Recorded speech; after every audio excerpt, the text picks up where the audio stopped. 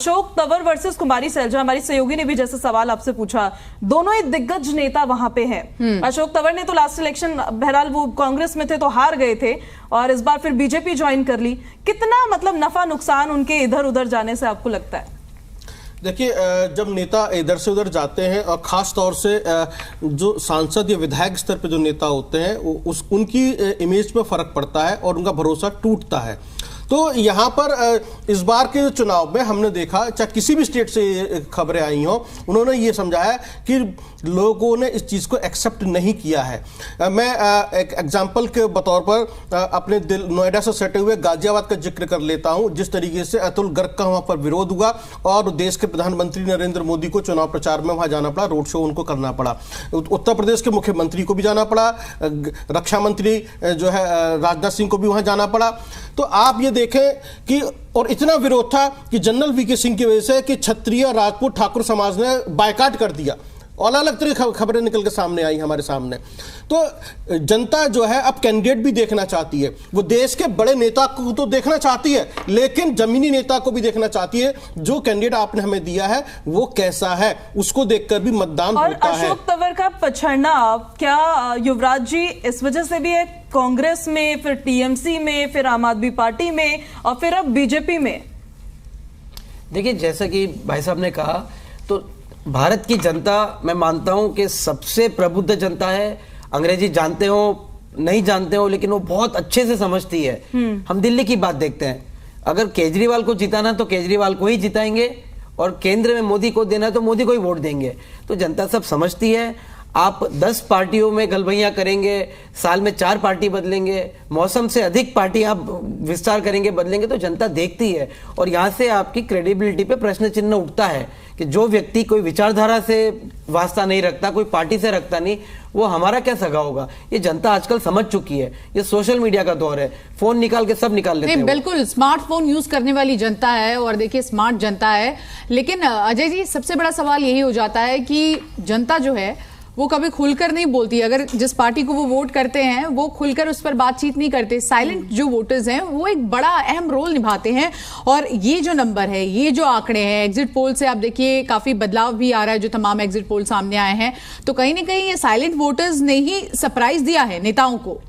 नहीं, मुझे लगता है कि ये साइलेंट वोटर नहीं है, ना ही फ्लोटिंग वोटर है, पूरे वोटर ने सरप्राइज दे दिया है। जब आप पार्टी के कार्यकर्ता के बिहाफ पर अपनी रणनीति बनाते हैं और सोचते हैं कि हम जीते हुए हैं, सब कुछ अच्छा है, क्योंकि आप जब जमीनी स्तर पर महानगर की बॉडी पे या जिले की बॉडी पे या पन्ना प्रमुख के ऊपर बातचीत करते हैं या मंडल के ऊपर बातचीत करते हैं, तो वहां पर एक बात सिखाई जाती है भारतीय जनता पार्टी के अंदर, अच्छा बोलो, अच्छी रिपोर्ट दो, सब कुछ अच्छा बताओ, सब अच्छा हो रहा है। अगर आप गलत रिपोर्ट दोगे, ऐसा कुछ होगा तो आपके साथ कुछ आपका पद। अजय जी, आप हमारे साथ बने रहिए। शुभेंदु शेखर जी हमारे साथ जुड़ गए हैं, दिल्ली बीजेपी प्रवक्ता। शुभेंदु जी, क्या कहेंगे ये जो आंकड़े सामने आए हैं? कभी कभी दिल्ली का लेके चले तो 7 के 7 नंबर, 100 में 100 नंबर, और आप 400 का हम लोग लक्ष्य लेके चले, 300 तक पहुंच गए हैं। कोई दिक्कत वाली बात नहीं है। आपको लगता है क्या कि हर बार जो कोई बच्चा अच्छा नंबर लाता है और कभी वो थोड़े से कम अच्छे नंबर ले आए तो आप लोग उसको क्रिटिसाइज कर रहे हैं? लेकिन कम नहीं है ना सर, आपने 400 पार बोला, ये 300 पार भी नहीं है अभी फिलहाल। तो कोई बात नहीं, हमारे दोनों पर्यवेक्षक की बात मैं पिछले 15 मिनट से सुन रहा हूँ और वो दोनों लोग ऐसा बताने में लगे कि भारतीय जनता पार्टी ने क्या गलत किया। अरे चुनाव भाई, और उसके बाद सरकार बना रहा है। हमारे वोट कम हो सकते हैं, ज्यादा हो सकते हैं, सीटें कम हो सकती हैं।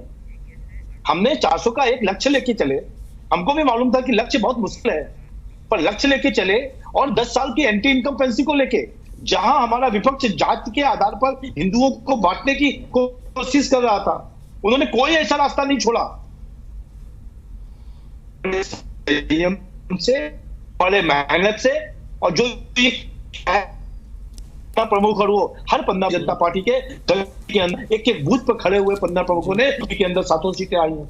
और जिन जगह पर जहां पर हमने सोचा था कि हमको और अच्छा मिलेगा, अभी यही 400 पार होता तो सब लोग यही कह रहे होते कि ईवीएम की ने गड़बड़ कर दी और ये ईवीएम हमको पीछे ले जाएगा। कम से कम ईवीएम ये तो नहीं कहेगा अब ईवीएम के ऊपर आप लोग कोई जोड़ नहीं देंगे, बदनाम नहीं करेंगे।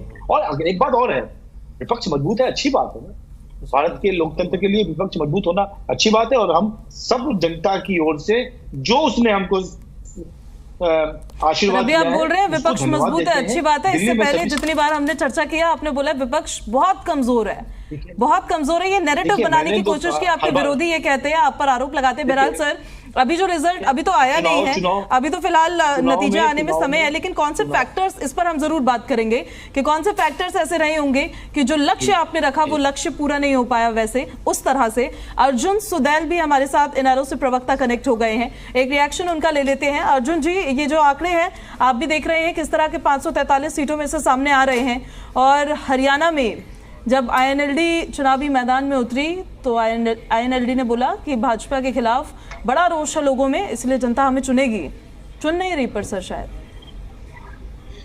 देखिए, जिस तरह से जो नतीजे आ रहे हैं, जो रुझान आ रहे हैं, उनमें कहीं ना कहीं हम सोच रहे थे कि भारतीय जनता पार्टी के खिलाफ एक रोष है, लेकिन वो रोष नहीं है, बहुत बड़ा गुस्सा जो लोगों के अंदर था, बहुत बड़ा एक आक्रोश जनता में बहुत ज्यादा देखने को मिला, पहले से भी ज्यादा जो आज नतीजे आ रहे हैं तब देखने को मिला।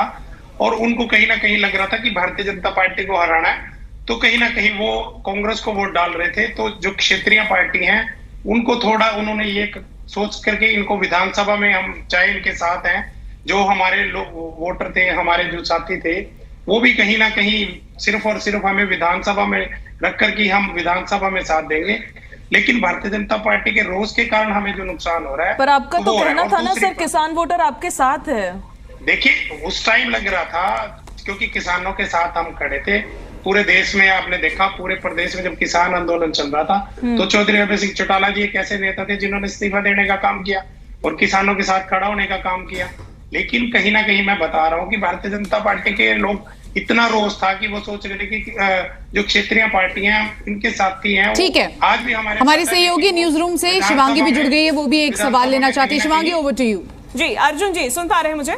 जी जी जी, पिछले एक साल से आप यही बात दोहराते हुए आ रहे हैं कि किसान आंदोलन जब था तो एकलौते अभय चौटाला जी थे जिन्होंने इस्तीफा दे दिया था। वही अभय चौटाला जो दावा कर रहे थे कि किसान का समर्थन हमारे साथ है, आप चाहे किसान यूनियन हो, अकाली दल हो, आज आपके ही पार्टी प्रमुख कुरुक्षेत्र से सबसे पीछे चल रहे हैं, 3rd नंबर पे भी शायद ना आ पाए। देखिए, मैं आपको वही बात बता रहा हूँ ना, किसान हमारे साथ है, आज भी है, कल भी है। तो वो वोटों में तब्दील क्यों नहीं हो रहा सर? कहां से साथ है वो समर्थन, कहां दिख रहा है? वो वोटों में मैं बता रहा हूँ ना कि भारतीय जनता पार्टी के खिलाफ इतना रोष देखने को मिला, कुछ ज्यादा ही लोगों में रोष देखने को मिला। चलिए मान लिया कि बीजेपी के खिलाफ रोष है, आपके साथ समर्थन कहां? वो मैं वही बता रहा हूँ ना कि विधानसभा में कहीं ना कहीं वो हमें क्षेत्रीय पार्टी वो आज भी कहते हैं कि हम आपके साथ हैं। नहीं सर, लेकिन निर्दलीय सांसद भी चुनाव जीत के संसद पहुंचते हैं, तो आप ये नहीं बोल सकते कि क्षेत्रीय दलों को इसलिए वोट नहीं मिला क्योंकि नेशनल पार्टीज को वोट मिल गया। मैं बता रहा हूँ ना, ये नेशनल चुनाव था, लोगों ने कहीं ना कहीं बीजेपी को हराना का एक मन बना लिया था, तो वो क्षेत्रीय अर्जुन जी, चुनाव होते हैं और जनता हमेशा अपनी पसंद के कैंडिडेट को ही चुनती है। मैं बता रहा हूँ विधानसभा में भी अब हमारे साथ देखिए, वो आज भी साथ है और अभी भी हमें अच्छे वोट डल रहे हैं, और हर सीट पर जहां जहां हमने उम्मीदवार डाले वोट डल रहे हैं, और अभी नतीजे अपने पूरा समय बाकी है, हम अच्छे वोट मार्जिन के साथ जाएंगे। और दूसरी बात, एक कहीं ना कहीं जो भारतीय जनता पार्टी की आप वो दिखा रहे हो ना कि 4 से 5 सीटें आ रही हैं, एग्जिट पोल भी चलिए ठीक है, आप अपनी बात रख रहे हैं और देखिए सीधे रुक कर लेते हैं। हमारे साथ कांग्रेस हरियाणा के प्रवक्ता है एडवोकेट देवेंद्र रंगा जी भी जुड़ गए हैं। देवेंद्र जी, आपसे ये जानना चाहूंगी कि जो नंबर सामने आ रहे हैं, जीत का जश्न पहले से ही मनाने की कोशिश की जा रही थी एनडीए की ओर से, लेकिन INDIA गठबंधन ने तमाम तल्खियों के बावजूद, तमाम अंदरूनी कलह के बावजूद ये जो नंबर अभी सामने आ रहे हैं, इसको आप कैसे देखते हैं? सबसे पहले तो मैं जी धन्यवाद करूंगा पूरे प्रदेश की और देश की जनता का कि जिन्होंने बिल्कुल सच्चा और ईमानदारी से कांग्रेस पार्टी का और इंडिया गठबंधन का साथ दिया, और मुझे पूरी उम्मीद है कि आंकड़े भी बदलेंगे और पूर्ण बहुमत इंडिया जो प्राप्त करने के लिए जा रहा है। और ये जैसे हम पहले भी बताते थे डिबेट के अंदर कि जनता जो है वो चुनाव लड़ रही थी, बेरोजगारी और महंगाई से जनता पूर्ण रूप से त्रस्त थी। मेरी पहली रिएक्शन तो यही है कि अब जैसे जैसे समय बीतता जाएगा इंडिया गठबंधन जो है वो पूर्ण बहुमत की तरफ बढ़ता जाएगा। वैसे तो 295 का आंकड़ा आपने अपने लिए दिया था, वो बीजेपी ने क्रॉस कर लिया है, एनडीए अलायंस ने। बहरहाल आपके पास वापस लौटूंगी युवराज जी। ये महंगाई, बेरोजगारी जिसको लेकर विपक्ष ने चुनाव लड़ा, ये फैक्टर्स काम किए हैं? इन आंकड़ों को देख के ऐसा लगता है?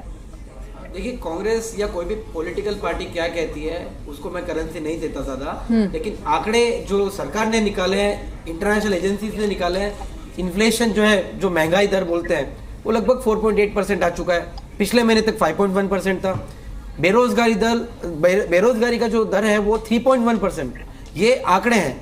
अब आप इसको नकारें स्वीकारें, वो आपके ऊपर है, ये आंकड़े हैं।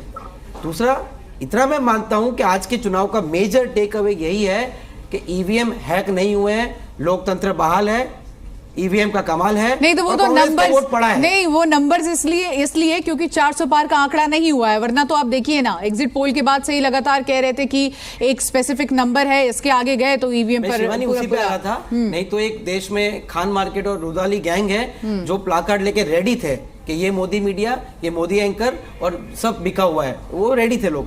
बट बहरहाल इंटरेस्टिंग बात, मुझे अभी एक मैसेज ये मिला है जस्ट, भारत में 150 सीटें ऐसी है जहां बीजेपी केवल आप बोल सकते हैं 5000 मतों से पीछे है और अभी तक 35% वोट ही काउंट हुए हैं। तो आगे आगे देखिए, पिक्चर बाकी है। एक सवाल मेरा ये भी था युवराज जी, आपसे ये सवाल है, उसके बाद शुभेंदु जी आपके पास मैं आऊंगी। देश 5वीं बड़ी अर्थव्यवस्था बना, इसको लेकर भी बीजेपी ने, एनडीए अलायंस ने बहुत भुनाया, अपने हर जनसभा में कहा। ये भी उतना वर्क करता नजर नहीं आया क्या? देखिए, ऐसा है, देश 5वीं सबसे बड़ी अर्थव्यवस्था बना, ऑटोमोबाइल का 4था सबसे बड़ा मार्केट बना, हम स्टॉक मार्केट हमारा राइज किया, वो सारी चीजें ठीक है। लेकिन आपको एक चीज समझनी पड़ेगी, ये आंकड़े बहुत टेक्निकलिटी में जनता नहीं जाती है। भारत में जवाहरलाल नेहरू से नरेंद्र मोदी तक जो डिसिसिव मैंडेट मिला है वो किसी पार्टी को, किसी आंकड़े को नहीं, व्यक्ति को मिला है। तो ये चीज को आप समझे, ये मोदी का ही मैंडेट होगा, जैसा आए जो आए मोदी जी पे ही मैंडेट आएगा। ये अब देखिए इस पे क्या कहा जाए पूजा, क्योंकि देखिए कहते हैं एक चेहरे पे हम चुनाव नहीं लड़ रहे, उसके बाद कहा ये जाता है। खैर, आप शुभेंदु जी भी हमारे साथ लगातार जुड़े हुए हैं, आपसे ये जानना चाहूंगी कि मुद्दों की अगर बात करें तो क्या आपको लगता है कि एनडीए, उनके जो घटक दल है, इस बार मुद्दों की कमी रही? क्योंकि 2019 में जो मुद्दे थे वो ऐसे मुद्दे थे, वो कहीं ना कहीं जनता को अपनी ओर आकर्षित करने वाले मुद्दे थे। इस बार मुद्दे वैसे मुद्दे नजर नहीं आ रहे थे कि जनता कहीं ना कहीं हम कहे इत्तेफाक रखती हो पार्टी से। शुभेंदु जी, मेरी आवाज आ रही है अब तक? चलिए, तो संजय राणा जी भी हमारे साथ जुड़ गए। संजय जी, ये सवाल आप ही से। देखिए, जहां तक मुद्दों की बात होती है, देखिए मुद्दा जो होता है, मुद्दा जनता तक पहुंचना चाहिए, जनता के लिए होना चाहिए। अगर आप पूरे चुनाव के समीकरणों को समझेंगे, तुम्हारे जो मित्र बगल बैठे सही बोला, आंकड़े हम और आप बता सकते हैं, आंकड़े को रख भी सकते हैं। 10 साल का अगर कार्यकाल देखा जाएगा तो 10 साल में बहुत अचीवमेंट हुए, बहुत सारे काम भी हुए, लेकिन वो जनता समझ पा रही है। जहां तक हरियाणा की चर्चा कर रहे हैं, तो हरियाणा में क्या था कि भैया अग्निवीर योजना गलत है, लेकिन अग्निवीर योजना कहीं ना कहीं भारतीय जनता पार्टी के नेता समझाने में असफल रहे, तो वो भी कारण हो सकता है। देखिए, अग्निवीर योजना कोई गलत योजना नहीं है, जितना सेना को सैनिकों की जरूरत हो उतना तो लिया ही जाएगा। उसके अलावा 75% और भर्ती की जाती जो 4 साल के लिए होती, लेकिन वो चीजों को कन्वे करने में कहीं ना कहीं भारतीय जनता पार्टी के कुछ नेता, क्षेत्रीय नेता फेल हो गए। देखिए, जो भी चुनाव आज हो रहा है, नंबर 250 जाए, 290 जाए, 350 जाए, ये सारा का सारा वोट एक व्यक्ति को दिया जा रहा है। हम ये मानने को तैयार नहीं, मैं पुरजोर तरीके से बात को बोलता हूं, भारतीय जनता पार्टी पहले भी थी, आज भी है, लेकिन ऐसा मैंडेट पहले क्यों नहीं मिला, आज क्यों मिल रहा है? तो एक व्यक्ति के चेहरे पे पड़ रहा है और वो व्यक्ति सबसे ज्यादा मेहनत कर रहा है। अगर हम एनसीआर की डिस्कशन कर लें, ये बताइए कौन सा ऐसा चेहरा जिसके चेहरे पे 10,000 वोट पड़ जाएगा? हमें नहीं लगता। लेकिन भारतीय जनता पार्टी का सिंबल और मोदी जी का जब चेहरा आता है तो कहीं ना कहीं वो वेटेज हो जाता है, कहीं ना कहीं वो आगे ले जाता है। बात वही चली जाती है कि 543 कॉन्स्टिट्यूएंसीज तक क्या वो कनेक्शन पहुंच पाएगा? आपके पास वापस लौट रही हूँ सर। और हाँ, ये साफ संकेत है, लोगों ने संकेत दिया है कि आने वाले हरियाणा के चुनाव में लोग कांग्रेस की सरकार बनाने जा रहे हैं।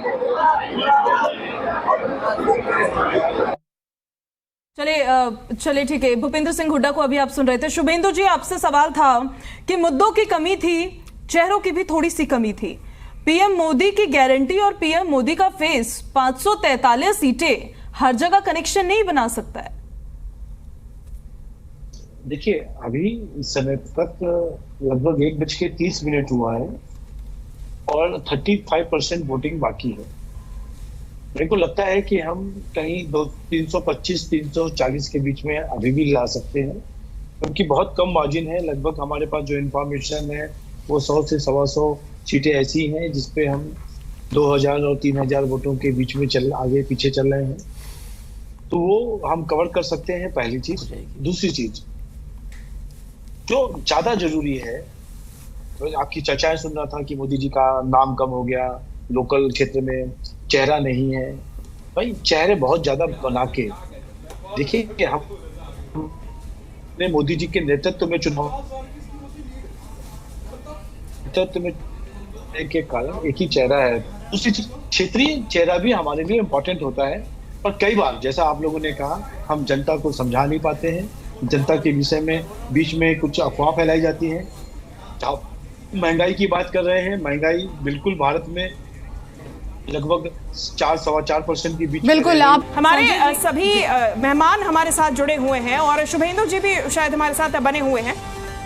तो शुभेंदु जी, सवाल मेरा आपसे रहेगा कि दिल्ली में लगातार जीत का दावा किया जा रहा था, हुंकार भरी जा रही थी कि 7 की 7 सीटों पर हम विजयी होंगे, 7 की 7 सीटें हम जीतेंगे, लेकिन जो आंकड़े हैं वो अब कुछ इसके इधर नजर आ रहे हैं। हालांकि आप भी मान रहे हैं कि 400 पार का हमने एक नारा दिया था, एक टारगेट अपने लिए सेट किया था, हो सकता है वो पार हो सकता है कि नहीं हो, लेकिन 350 अभी भी आप कह रहे हैं। अगर मैं दिल्ली की बात करूं, यहां पे अगर आप लूज करते हैं तो आपके पास लूज करने के लिए बहुत ज्यादा है। पहले आपके पास 7 की 7 सीटें थी, यहां पे अगर आप सीट लूज कर रहे हैं तो सिर्फ दिल्ली में लोकसभा सीट लूज नहीं कर रहे हैं, दिल्ली का ग्राउंड भी आपका कमजोर हो रहा है। देखिए, अभी जो हमारे पास फिगर्स हैं उसमें हम सभी सीटों पे जीत रहे हैं और मिनिमम मार्जिन भी हमारा जो है वो 35-40 हजार का है, कोई 1000-2000 का नहीं है। तो हम दिल्ली की जो शुरुआती समय से लगातार कहते आ रहे हैं कि दिल्ली की 7 सीटों को हम जीतेंगे, तो हम जीत रहे हैं, उसमें कोई कंफ्यूजन नहीं है, कहीं भी कंफ्यूजन नहीं है। आपको सीट वाइज मैं बता देता हूँ कि क्या पोजीशन है। उसके बावजूद भी आप पता लगा लीजिए, क्योंकि हम तो सामने चैनल पे देख रहे हैं, आपका चैनल भी दिखा रहा है। पर मैं आपको एक चीज बता रहा हूं और अभी थोड़ा सा और धैर्य रखिए। हम जो आपको कह रहे हैं कि 350 तक पहुंचेंगे, हम पहुंचेंगे, इसलिए पहुंचेंगे क्योंकि लगभग 150 सीटों पर, 120 सीटों पर एग्जैक्टली। लेकिन क्या शुभेंदु जी, ये विक्ट्री आपकी जो होगी, जिसको आप विक्ट्री मांग रहे हैं कि ये नतीजों में भी तब्दील होगी, वो किलिंग विक्ट्री होगी या फिर 2019 के जैसे, या फिर चुनौती तो मिली है इंडिया अलायंस से आपको दिल्ली में? वो उसमें कहीं देखिए, जो जनता का रिजल्ट है वो आपके सामने है, उसको ना मैं निकाल सकता हूं ना कोई और निकाल सकता है। इसलिए मैं कह रहा हूं, यही भारत का लोकतंत्र है। हमने अच्छा चुनाव लड़ा। ठीक है शुभेंदु जी, आप कह रहे हैं कि हमने एकदम फेयर इनफ, हमने बहुत बढ़िया चुनाव लड़ा और नतीजे तो अब सबके सामने। युवराज जी, आपसे भी जानना चाहूंगी, देखिए नतीजे अब सामने आ रहे हैं और ऐसे ऐसे कैंडिडेट, पैराशूट कैंडिडेट बीजेपी ने उतारे हैं, लेकिन अब तस्वीरें भी सामने आ रही, कुछ जानकारी आपके पास है?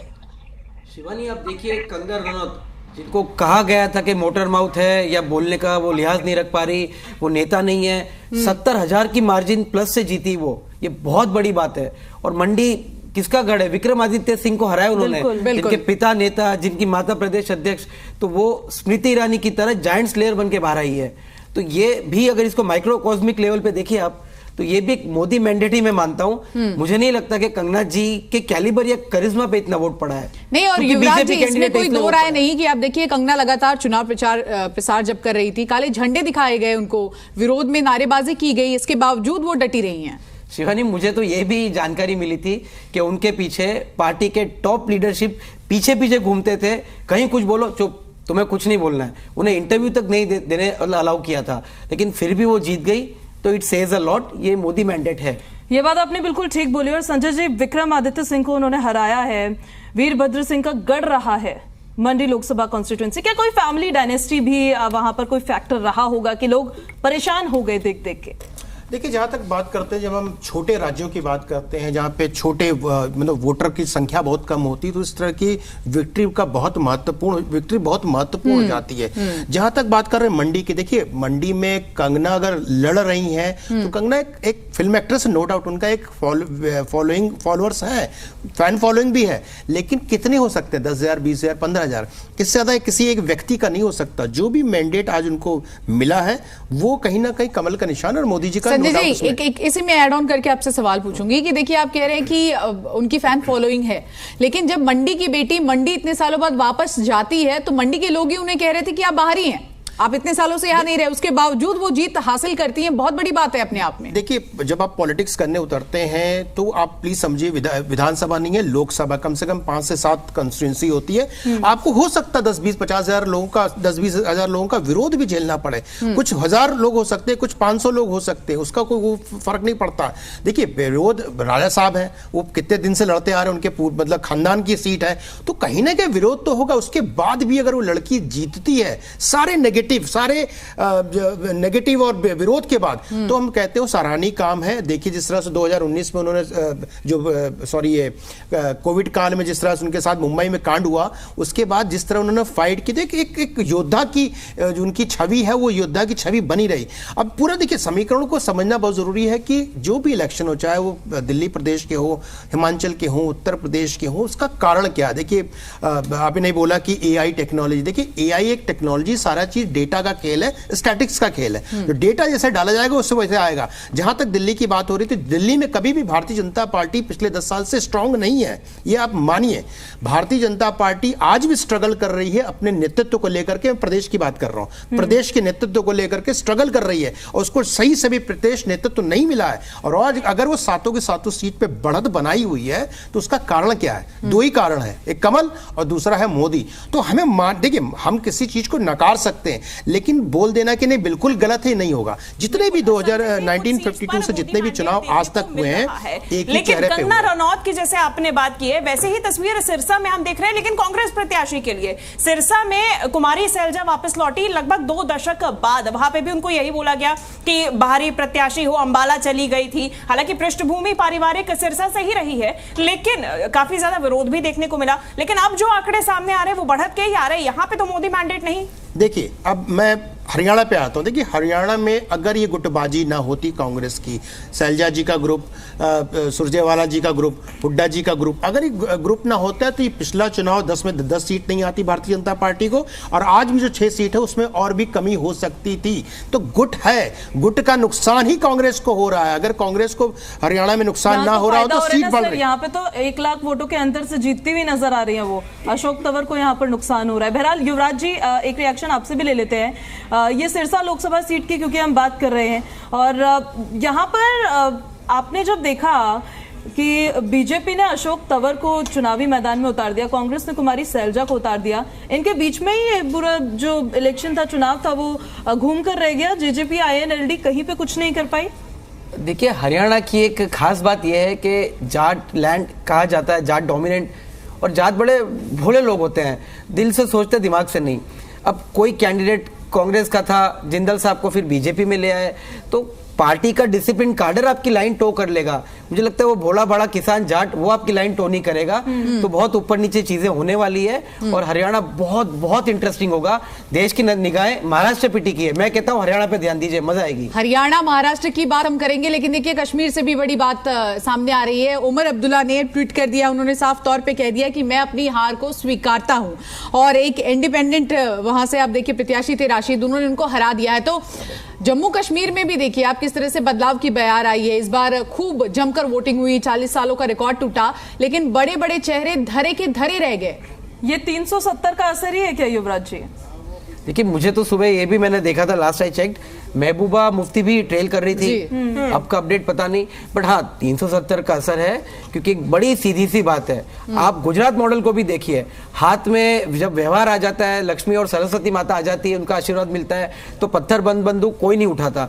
तो कश्मीर में टूरिज्म ऑल टाइम हाई है, लोग वहाँ इन्वेस्टमेंट कर रहे हैं, और मैं जिस राज्य गुजरात से आता हूँ, मेरे कई दोस्तों ने वहाँ इन्वेस्टमेंट करके जमीनें ली है, तो वहाँ के लोग खुश हैं, पढ़ेंगे लिखेंगे, कश्मीर के बच्चे ओलंपिक्स में जाएंगे, एक्टर बनेंगे, यूपी यूपीएससी क्लियर कर रहे हैं ऑल टाइम हाई, और वो भी मुसलमान जात से लोग, मुसलमान समाज के लोग, नहीं जो कहा जाता है कि मोदी संजय एंटी राणा मुस्लिम जी, है। मुझे ये बताइए, आप देखिए सबसे ज्यादा अगर हम बात करें जम्मू कश्मीर में, राहुल गांधी ने जब न्याय यात्रा की थी तो खूब शोर शराबा किया गया था, INDI गठबंधन ने इसे बढ़ चढ़कर हिस्सा लिया था, महबूबा मुफ्ती से लेकर तमाम नेता नजर आए थे, लेकिन वोट में कहां तब्दील हो पाए ये सारी की सारी न्याय यात्रा? देखिए ऐसा है कि मान लीजिए उमर अब्दुल्ला हो चाहे महबूबा हो, हार क्यों रही है उसका कारण जानना जरूरी है।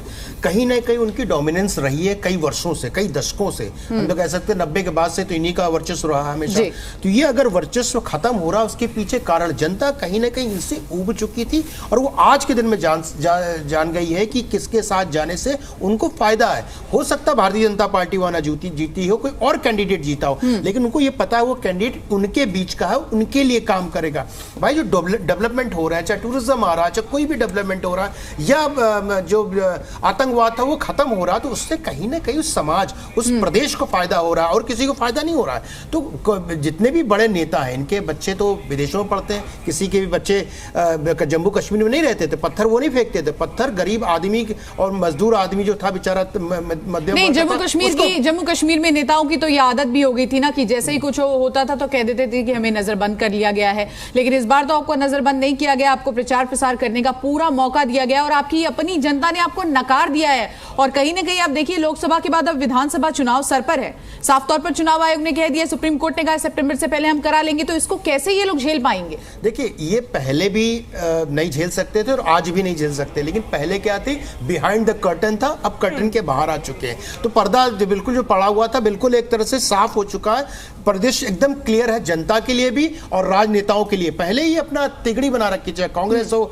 चाहे फारूक अब्दुल्ला फैमिली हो, चाहे महबूबा फैमिली हो, तो ये तो इन लोग तिगड़ी चलती थी और इन्हीं के बीच शासन घूमता था। और वोट परसेंटेज आप पुराना उठा के देख लीजिए 90 के पहले बाद से, तो क्या रहा, 15%, 16%, 4%, 8% फिर सांसद चुन लिए जाते थे। अब वो चीजें बदल चुकी है, इतना ज्यादा वोटिंग होना कश्मीर ऐसे जगह पे तो बड़ा आश्चर्य की बात थी, और उसका नतीजा भी देख रहे हैं। महबूबा ऐसी लीडर हार रही है, उमर अब्दुल्ला ऐसा लीडर हार रहा, जो चेहरा है, देखिए चेहरा हार जाए बहुत बड़ी बात होती है, तो उस पर कहीं ना कहीं इनकी कार्यशैली पे बहुत बड़ा प्रश्न लग गया है कि इनको भी इनकी जनता पसंद नहीं कर रही है। भाई जो भी काम नहीं करेगा, जो भी सोसाइटी के अगेंस्ट होगा, डेवलपमेंट के अगेंस्ट होगा, उसको जनता कहीं ना कहीं नकार देती है। लेकिन बहुत से दूसरे भी प्रदेश है जहां पे हमें चर्चा भी करनी चाहिए, जहां पे एक्सेप्टेंस है, उसके बाद भी सीधे रुक कर लेते न्यूज रूम का ही। शिवांगी कोई सवाल लेना चाह रही है? बिल्कुल, मेरा सवाल इसी से जुड़ा हुआ है जो कि शिवांगी आपने भी जानकारी दी थी कि जिस तरीके से उमर अब्दुल्ला ने ट्वीट करके अपनी हार को स्वीकार लिया है, ऐसे में जम्मू कश्मीर में हम राजनीतिक की बात करें, राजनीतिक ग्राउंड्स की बात करें,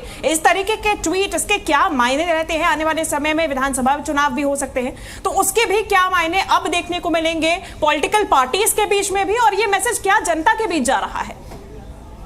ये प्रश्न मुझसे जी आप जवाब देखिए ये बड़ा, मैं तो इसको इस चीज को स्वागत करता हूं। कोई भी नेता हो, कोई भी अधिकारी हो, कोई भी पद पे बैठा हुआ व्यक्ति है, अगर उसको नकार दिया जाता जनता के द्वारा, देखिए नकार दिया जाना किस जनता के द्वारा, तो उसको अपनी हार स्वीकार कर लेनी चाहिए। संजय जी, जनता नहीं, अपनी जनता।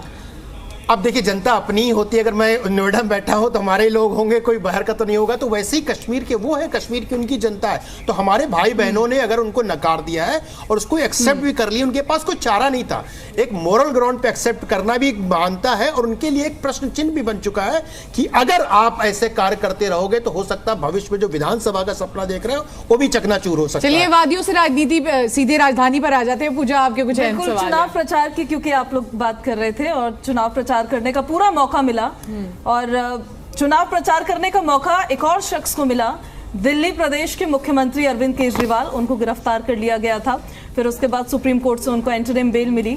बाहर आए युवराज जी तो उन्होंने कहा कि 24 घंटे होते हैं दिन में, 36 घंटे प्रचार करूंगा, सबके खिलाफ प्रचार करूंगा, भारतीय जनता पार्टी के एक एक कैंडिडेट के खिलाफ प्रचार करूंगा, चाहे दूसरे स्टेट में भी गए वो प्रचार करने के लिए।